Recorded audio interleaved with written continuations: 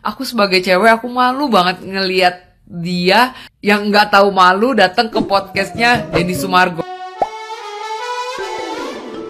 Kontroversi antara DJ Panda dan perempuan bernama Cynthia kembali mencuri perhatian publik setelah Denny Sumargo akhirnya buka suara. Denny Sumargo menjelaskan alasan dibalik keputusannya mengundang Cynthia ke podcast miliknya. Semuanya bermula ketika sekitar sepekan lalu, Cynthia menghubunginya untuk meminta ruang berbicara. Ia mengaku sudah tidak bisa lagi berkomunikasi dengan pihak DJ Panda karena aksesnya diblokir. Denny Sumargo mengaku tidak langsung mengiyakan permintaan tersebut, melainkan berinisiatif menghubungi keluarga DJ Panda lebih dulu untuk mencari jalan tengah sebelum memberikan panggung kepada Cynthia. Namun, respon keluarga DJ Panda justru mengejutkan. Mereka menyebut Cynthia hanyalah perempuan bayaran dengan tarif singkat, sehingga merasa tidak ada kewajiban untuk melakukan tes DNA.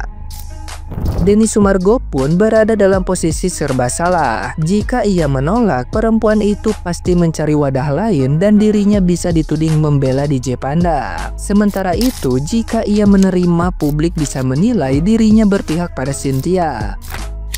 Denny Sumargo akhirnya menegaskan bahwa dirinya tidak membela siapapun, karena menurutnya baik DJ Panda maupun Cynthia sama-sama memiliki kesalahan. Buat yang nanya saya kenapa saya podcast ini, jadi begini, sekitar 1 minggu yang lalu cewek ini hubungin saya dan dia pengen speak up karena katanya komunikasinya di blok. Dan kemudian saya bilang tahan dulu ya, saya hubungi dulu keluarga Panda. Setelah saya ketemu dengan bapaknya Panda dan Panda serta ibunya, saya menjelaskan tentang cewek ini. Mereka mengatakan bahwa ini cewek adalah cewek BO atau cewek bayaran short time yang dibayar sekitar 1,5 atau 2 juta. Jadi mereka merasa bahwa tidak perlu untuk melakukan tes DNA kepada cewek ini gitu. Nah, akhirnya saya coba bicara kepada si wanita. Menurut wanita itu, barang bukti dia kasih lihat ke saya bahwa dia tidak seperti itu. Nah, saya bilang tahan dulu ya, saya coba bicara lagi. Nah, saya coba bicara lagi kepada pihak Panda sampai 2 kali dan mereka masih bersikeras untuk tidak tes DNA dan bahkan menambahkan bahwa kalau itu kemungkinan bukan anak Panda. Jadi saya pribadi maunya itu kan diselesaikan di ranah pribadi. Tapi karena aksesnya diblok, maka cewek itu meminta saya untuk memberikan dia kesempatan untuk speak up. Karena kalaupun saya tidak kasih di tempat saya, dia akan pergi ke tempat lain dan pasti akan bilang kalau saya membela Panda. Saya di sini tidak membela Panda atau bapaknya ataupun cewek itu, karena menurut saya Panda dan cewek itu salah, dua-duanya. Dan kemudian yang paling pasti, kalau memang itu bukan anaknya, tinggal tes DNA dan harusnya tes DNA itu dilakukan di ranah pribadi. Yang mana itu harusnya bisa diselesaikan sesuai dengan omongan Panda di podcast saya bahwa dia akan menyelesaikan itu, dan sayangnya itu tidak diselesaikan. Maka saya tidak punya pilihan selain sebagai media memberikan kesempatan. Nah, gimana nih menurut netizen yang terhormat? Silahkan berkomentar ya. Gimana? Gue subuh ada mood buat ngeladenin netizen ya. Gue gak apa-apa kok kalau ada yang tim sono, tapi gue mau nanya nih, udah pada ngeliat belum kontennya kok Kodensu baru ke Sabtu game ungkap, tandanya ada 2, satu lagi mana? Aduh, netizen gimana sekarang? Masih lo jubit banget adek, maafin ya. Gue seperti itu janji ya, kalau kemarin itu bakal jadi konten terakhir gue buat ngomongin ini, tapi kayak gue nemes ada gitu si pelah kakak ini speak up di Kodensu. Nama lo kanan demi mulu Allah, ganteng banget lu, astagfirullah. Sumpah aku speechless banget nonton podcastnya Denny Sumargo yang tadi malam yang ini nih. Apalagi pas diliatin isi cecetannya antara si cewek ini sama si DJ ini. Kalau kalian ngikutin dunia entertain yang ada di Korea, entah itu K-pop ataupun K-drama, entah itu artis ataupun idol, kalau mereka melakukan hal yang gak senonoh kepada fansnya, itu tuh langsung tamat karirnya.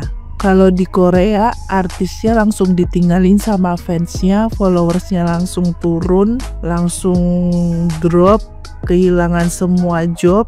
Tapi kalau di negara Konoha ini beda guys, malah makin nambah fansnya, malah dipuja-puja, malah nambah followersnya sampai centang biru. Dan yang paling aneh lagi tuh malah dibela-bela. Korban DJ Panda mulai pada speak up. DJ Panda sekali tendang langsung der, mantap. Dan kemarin mulai muncul nih namanya Mbak Cynthia yang mengaku adalah korban dari DJ Panda. Tapi tahu nggak? Ternyata Mbak Cynthia ini adalah fans dari DJ Panda itu sendiri loh.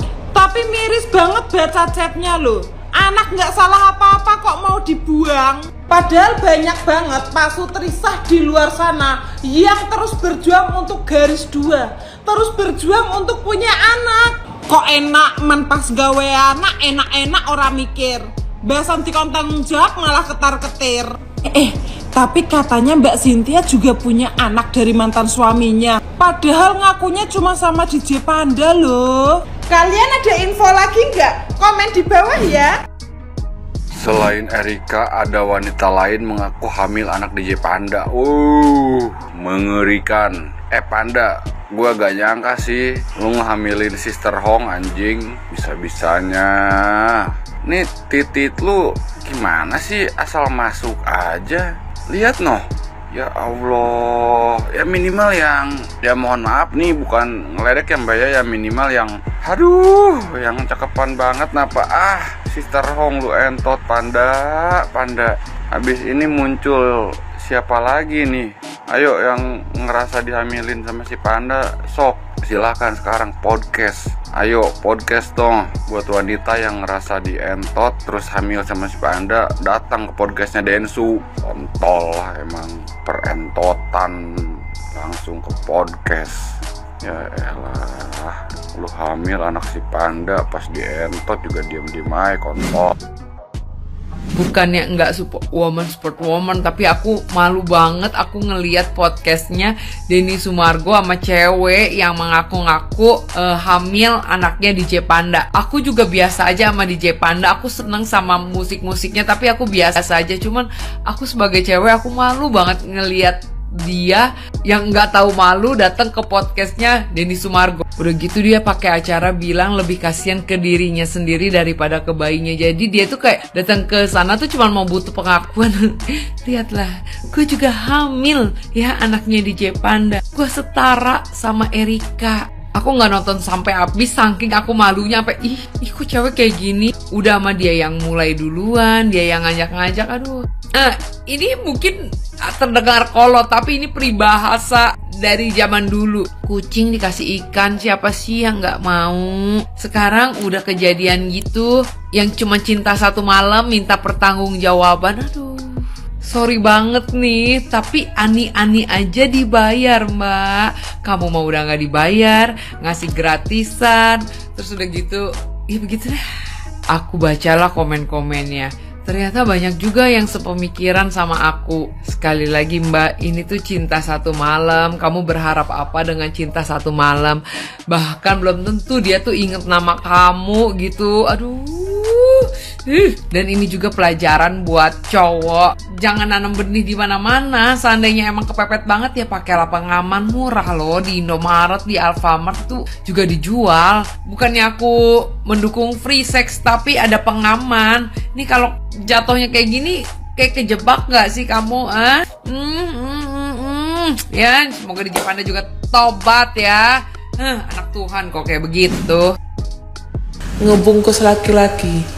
Ya, memang Mbak R suka ngebungkus laki-laki. Tapi ternyata dia nggak semudah itu untuk asal menerima laki-laki untuk menjadi pendamping hidupnya. Contohnya walaupun aja si Kopan mau tanggung jawab, tapi tetap dia nggak mau.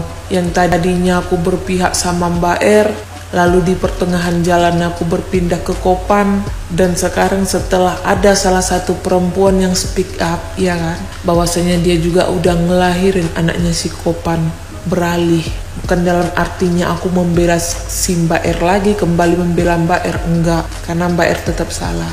Dan aku mengurungkan niat aku untuk menyanjung-nyanjung si Kopan, apalagi menganggap dia itu laki-laki yang baik, yang mau bertanggung jawab. Pantas saja sih si Mbak R nggak mau untuk ditanggung jawabi, pantas. Dan kau pun juga, Kopan, kau pantas juga dapat ganjarannya. Walaupun sekarang kau dapat keuntungan, ya kan, dapat keuntungan. Sekarang udah centang biru, semakin terkenal di mana-mana. Yang tadinya kau dihujat habis-habisan, sekarang kau dipuja-puja, disanjung-sanjung. Namun seiring berjalannya waktu, sekarang ada perempuan lagi yang speak up bahwasanya dia sudah melahirkan anak kau.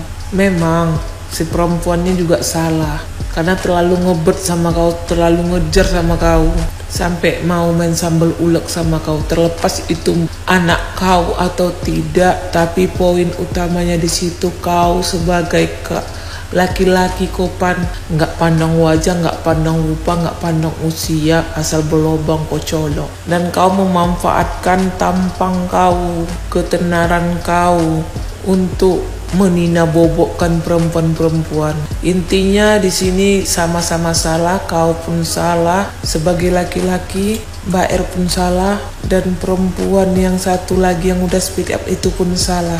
Di sini kalian bertiga salah. Kesimpulannya, yang terlihat baik belum tentu benar, yang terlihat jahat belum tentu salah. Jadi kedepannya untuk kalian jangan terlalu fans sama laki-laki, jangan tergiur dengan ketampanannya, ketenarannya. Lebih sayangi diri, sayangi hidup kalian, sayangi masa depan kalian, karena belum tentu laki-laki itu mau bertanggung jawab